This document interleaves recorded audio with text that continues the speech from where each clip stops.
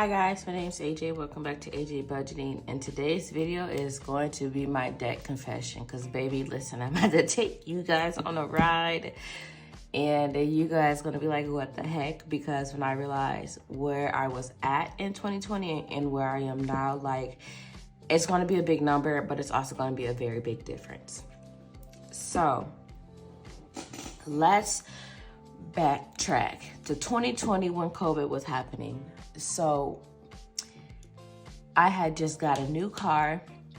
I had my car for a year, and I had just did my last 2 weeks of my job because I was about to move to California because my husband got stationed here. So I got in this is the first thing. I did not know the true mayhem like credit cards would be in my life until like 2020 hit. So for our wedding, we paid cash. Like, we barely put anything on credit cards, and if we did, it was only the deposits, and those got paid off.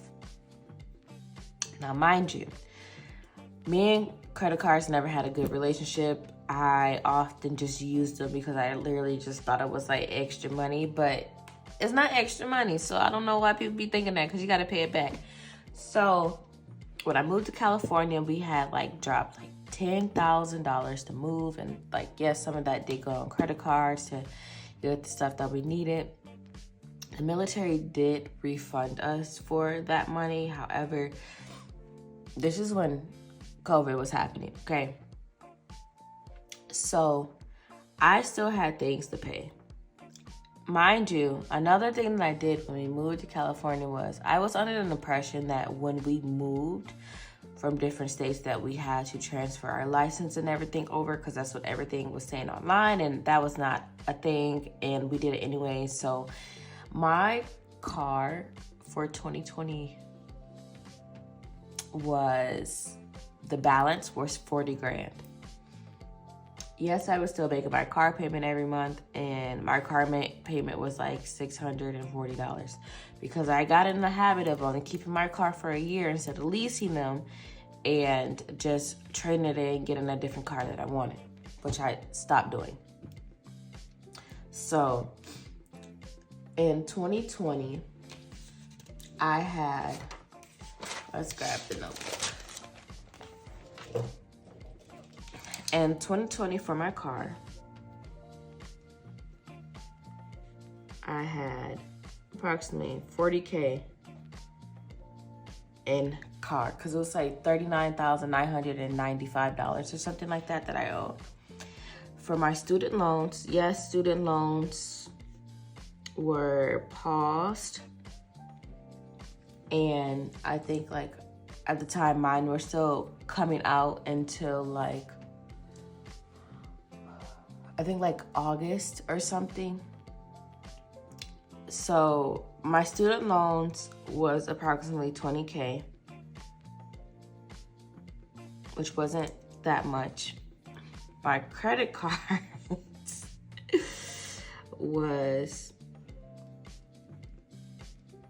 this is when like the reality of credit cards like slapped me in the face, because it's like, okay, I'm like paying too much per month for credit cards and stuff.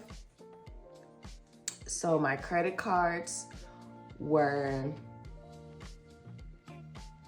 let me see, drawing a blank.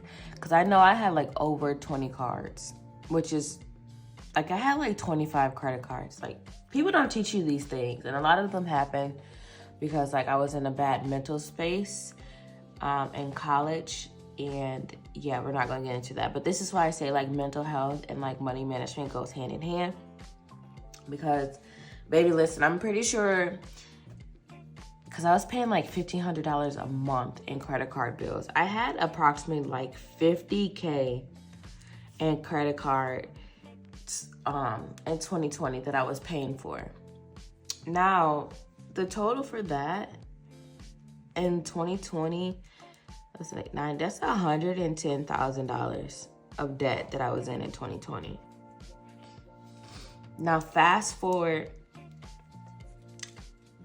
we're gonna do 2024 because this is where I said like I'm about to like be on my grind and literally try to get out of credit card debt first. My car is like whatever, but like I need to get out of this credit card debt because it is super high interest rates, and ain't nobody got time for that.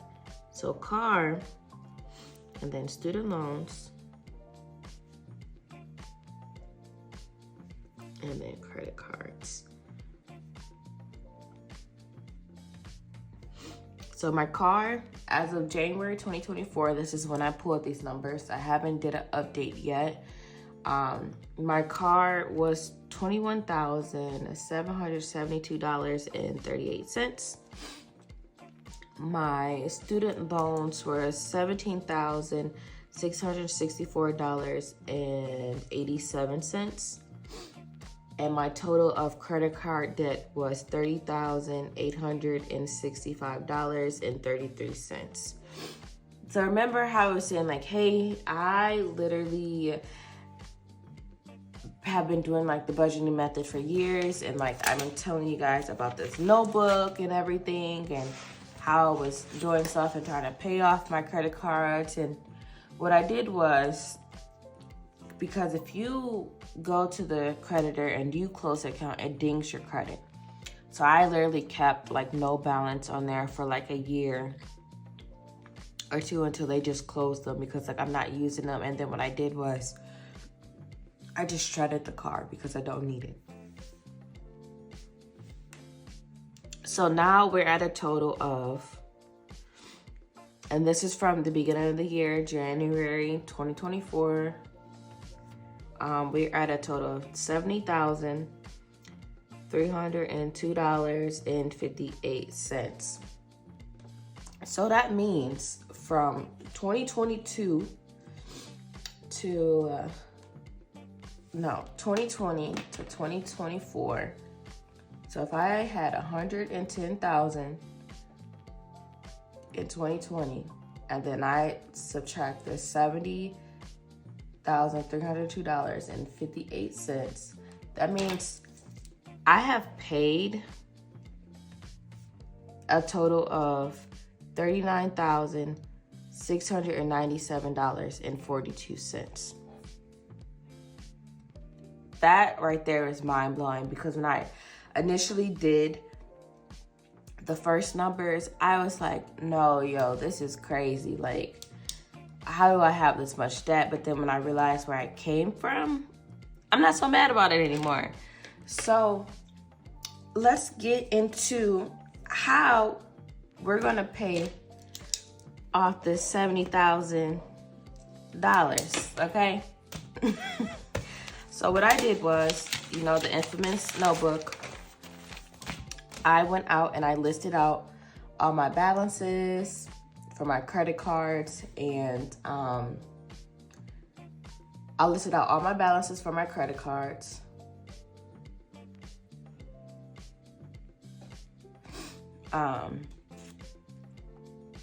And I'm listing off the payoff order, because what I'm going to do is the snowball method. So obviously I'm going to start from the lowest balance to the highest balance. And currently right now I have 15 cards. 2 of those are already paid off.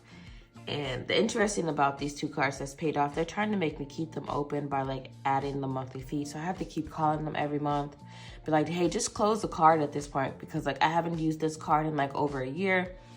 And they're like, oh yeah, no, like we're gonna give you da-da-da-da. And I'm like, whatever, dude. So if they do that again, I'm gonna just close it, because at this point I don't need it, I don't use it. And if it dinks my credit, oh well, it's not the oldest card that I have. So I'm going to be doing the snowball method to do this. So, which right now, this is actually already lower from when I pulled this in December. So you can use the snowball method or the avalanche method. The avalanche method is where you go by the interest rate, but it does not have a good, I don't know. It doesn't have like the instant gratification effect.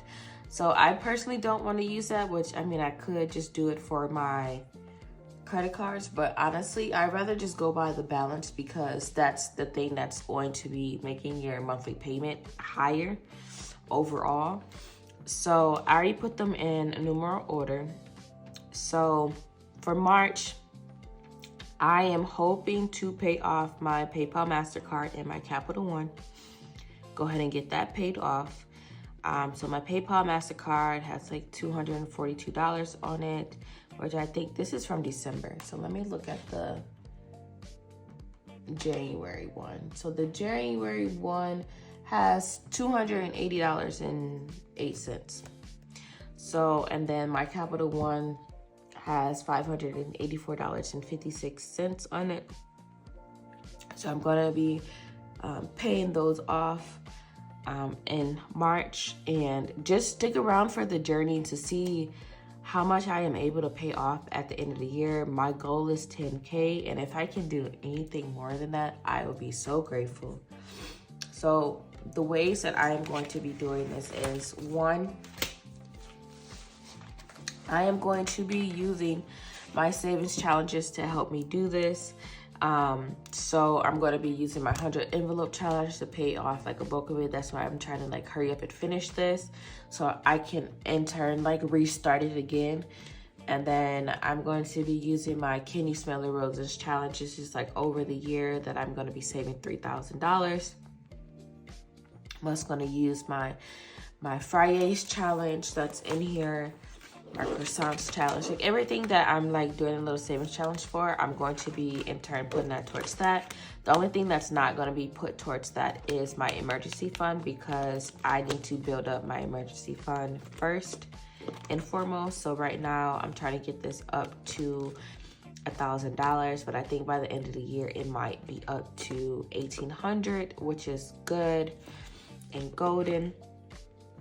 And then I do have an extra 2024 Friday challenge. So if I come to the point where it's just like, hey, I still have extra money laying around, I'm gonna just add it onto here and I'm gonna just do this challenge twice. But those are my ways that I'm going to be paying off debt. And obviously, like this year, I am taking, well, I'm in a wedding, so I have money allocated towards that. And I also am going home to visit family. But other than that, I'm pretty much not doing any more trips through the year. And even though I am saving for like fun activities, like me and my husband going to Bali next year, I don't want that to be a deterrent for anyone to pay off debt, because you can still pay off debt and have fun. Yes, and some of the spills is like you're just supposed to cut off everything and not have fun. But for me, that would lead me to be doing impulse buying, and I know myself. So I am going to stick to what I am doing now. And then I hope you guys stay with me. I'm going to try to do like monthly updates for this, or quarterly updates, whatever one is feasible. But if you guys like this video, go ahead and subscribe and like and share with a friend. And as always, happy savings.